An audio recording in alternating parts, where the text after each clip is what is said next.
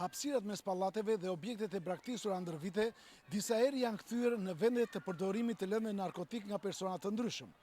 Qytetarët Fjerak janë ankuar dhe tek policia, e cila ka ushtruar kontrolle. Në disa raste ka kryer shoqërime të personave, por dhe ndalimin e tyre.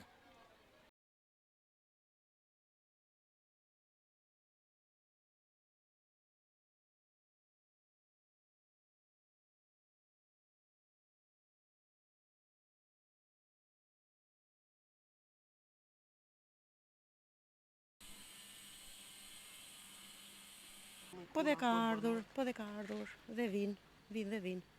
Ka patur raste që adoleshentë mund të përdorin dhe në narkotike të hashashe këto gjëra kështu. Po ashtu nuk isha se unë.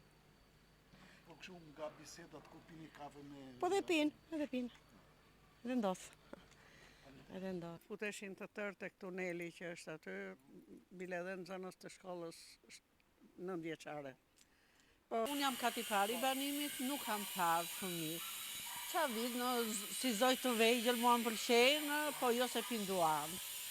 Rinë shumë.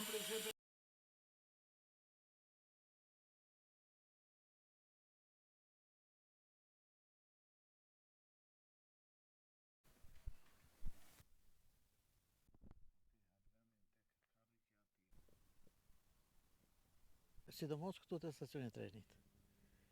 Këtu s'ka ditë mos të vinjë.